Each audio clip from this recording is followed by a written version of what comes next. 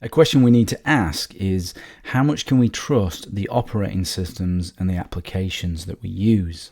Well, we know with 100% certainty that all of them contain security vulnerabilities and bugs. One approach to avoid bugs is to create non-complex systems, but this is infeasible.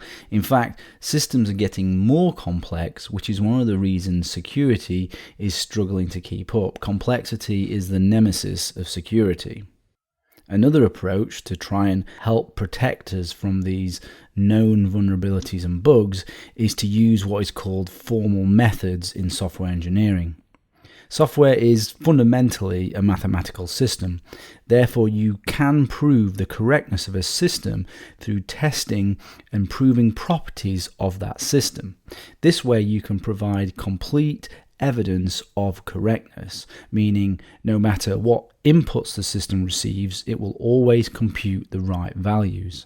This isn't a new concept. This formal process was originally performed by human mathematicians, which was feasible on programs with 50 lines of code or so in the past, but with today's systems containing millions of lines, it's impossible for a human to do. But what has happened recently is that both algorithms to proof and the computer power have improved enough that computers can do the proofing for us. Unfortunately, currently only the most critical software goes through formal methods like air transportation or process control systems. Formal process is still too time-consuming and cost-prohibitive for most systems. So most software testing today doesn't provide complete evidence of correctness proven mathematically. So we have to accept the risk of security vulnerabilities and bugs and mitigate accordingly, because we know security vulnerabilities and bugs will exist. It will exist in operating systems, it will exist in applications, it will exist in hardware, and it will exist in the tools that we use. So to mitigate this, we need to distribute trust, we need to reduce attack surfaces, we need to create isolation and compartmentalization, and build layers of defenses. This will protect us from the bug-ridden code. All of these mitigations we go through in detail throughout the course. Let's talk about backdoors now in relation to your trust.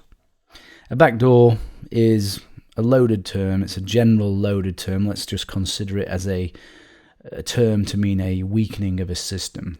And here you can see examples of backdoors, but you should probably take these with a pinch of salt, because some of them I actually don't think are potentially accurate.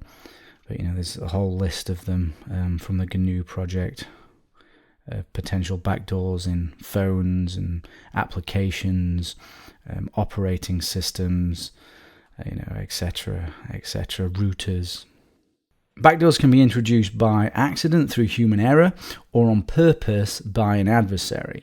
If something is closed source, the only way to find backdoors is through a process called reverse engineering. This is not feasible for most people and is also unlikely to find anything well hidden. With closed source, you have to trust the developer, which is not ideal. Open source systems have less risk of backdoors, potentially, as the code is open to public scrutiny. But using open source does not automatically prevent backdoors, which a lot of people think, and it certainly doesn't prevent security vulnerabilities that can be used as backdoors. With open source, if we download and use pre-compiled binaries, there is nothing to confirm that the clean source code published was used to build the binary you are using.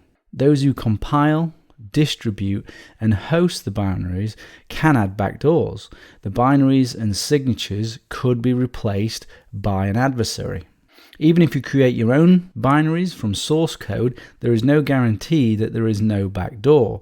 You would have to have personally reviewed the source code before compiling it, which is often completely infeasible, or you would have had to validate the signature of clean source code before compiling it. But how do we know the source code is clean? Well, it's a hard problem. The compilers used by developers could be backdoored to create backdoors in the application they compile without the developers knowing. This happened to a pirated version of Xcode, which resulted in malware infecting apps on the Apple Store. Developers of the apps were oblivious that they were adding malware when compiling using this pirated version of Xcode. You will get backdoors forced onto you by legislation from nation states, which is an imminent problem. And backdoors can be very, very sneaky too, and difficult to spot. Just the slightest deliberate or accidental change in code can create a vulnerability, and it can create a backdoor. I've got an example here of Juniper routers being backdoored, and I'll read a summary here by Matt Green, who was part of an investigation into this particularly sneaky backdoor. For the past several years, it appears that Juniper NetScreen devices have incorporated a potentially backdoored random number generator based on the NSA's dual ECDRBC algorithm. At some point in 2012, the NetScreen code was further subverted by some unknown party so that same backdoor could be used to eavesdrop on NetScreen connections. While this alteration was not authorized by Juniper, it's important to note that the attacker made no major code changes to the encryption mechanism. They only changed parameters. This means that the systems were potentially vulnerable to other parties even beforehand. Worse, the nature of this vulnerability is particularly insidious and generally messed up. A very, very subtle backdoor.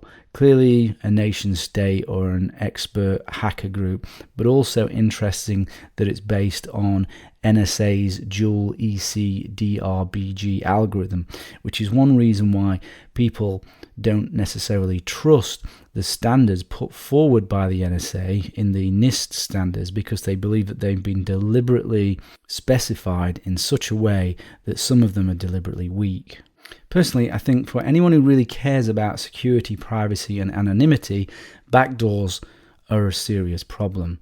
Any tools you use going forward through legal methods, which is extremely worrying, or through hacking, will be a target of backdoors and weakening. Everything will be a target. Operating systems, encryption, security services, applications, and even the hardware and firmware. Any anonymizing service you can think of will be under attack from hackers, corporations, and nation states to backdoor them. And you can't just create a backdoor just for the good guys. Once you weaken security, you weaken it for everybody. So how do you mitigate the risk from backdoors? Well, we have deterministic and reproducible builds that can help to detect backdoors. So a reproducible build. Reproducible builds are a set of software development practices which create a verifiable path from human-readable source code to binary code used by computers. So that means the source code that a binary is said to be compiled from is genuinely compiled from it. With reproducible builds, multiple parties redo builds independently and ensure they all get exactly the same result. But this is easier said than done. The build system needs to be made entirely deterministic, and the build environment should either be recorded or predefined. Users also need to be able to validate the results. They need to be given a way to recreate a close enough build environment, perform the build process, and verify that the output matches the original build. So real, full, deterministic and reproducible builds take lots of effort and are hard to set up. Currently, to my knowledge, there are no fully deterministically built operating systems yet. There is good work going on in the Debian project, which is one of the reasons why I recommend it as an operating system for people who care about security, privacy, and anonymity. If your operating system is backdoored, all your precautions fail, so it's vital your operating system is solid. Debian is taking strides to get there. If we look here, we can also see all of these we discuss later are also making strides towards deterministic and reproducible builds. And if you're interested more in the topic, maybe you're a developer, this is quite a good read by a gentleman called Mike Perry on deterministic builds in relation to Tor, but it's also a good read. And here there's a video on how to build your own software reproducibly.